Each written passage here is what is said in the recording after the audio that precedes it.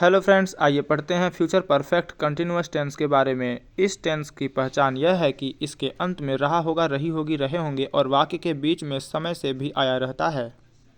इस टेंस में helping verb will have been और शैल हैव बीन लगाया जाता है और मेन वर्ब में आईएनजी लगाते हैं, यानी कि वर्ब का फोर्थ फॉर्म, जैसे सिंगिंग, स्लीपिंग ईटीसी।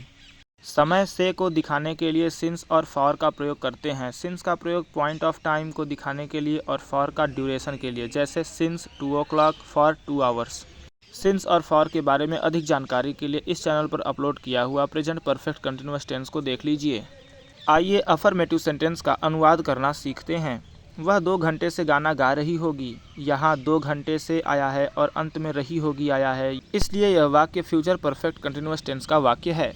सबसे पहले सब्जेक्ट लिखा जाएगा शी, इसके बाद helping verb will have been और वर्ब में आईएनजी लगेगा सिंगिंग, फिर ऑब्जेक्ट है द सॉन्ग और 2 घंटे से तो फॉर 2 hours। दूसरे वाक्य में वे पिछले वर्ष से तैयारी कर रहे होंगे। Subject they, helping verb will have been और तैयारी करना को कहते हैं प्रिपेयर, तो आईएनजी लगेगा तो प्रिपेयरिंग और since last year. Negative sentence में हम विल हैव बीन और शैल हैव बीन में विल और शैल के बाद ही नॉट का प्रयोग कर देते हैं।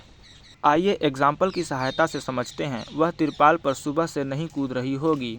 Subject she, helping verb will और उसी के बाद जस्ट नॉट आएगा, फिर have been jumping on the tarpaulin since morning.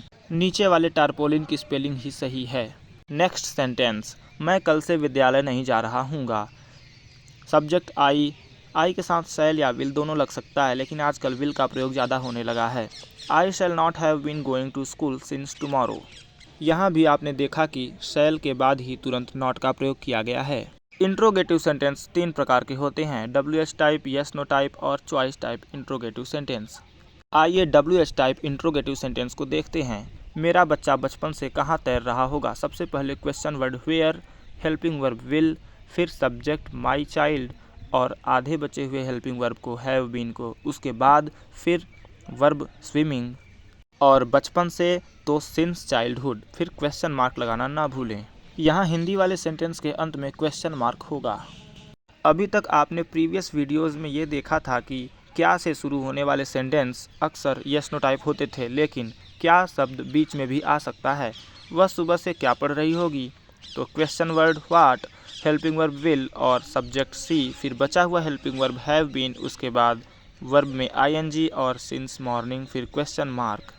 यदि आपको कहीं भी ऐसा लगता है कि जल्दी जल्दी पढ़ा दिया गया है, तो आप वीडियो को स्लो कर सकते हैं या फिर दोबारा से देख सकते हैं। आइए चॉइस टाइप इंट्रोगेटिव सेंटेंस को देखते हैं।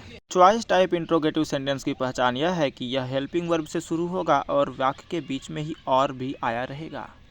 तुम 6 महीने से यूरोप की यात्रा कर रहे होगे या एशिया की। Helping verb will, subject you, बचा हुआ हेल्पिंग वर्ब हैव बीन और वर्ब में आईएनजी लगता है। यूरोप की या एशिया की, तो इसलिए आया टू यूरोप और एशिया, फिर 6 महीने से तो फॉर 6 months और क्वेश्चन मार्क लगाना ना भूलें।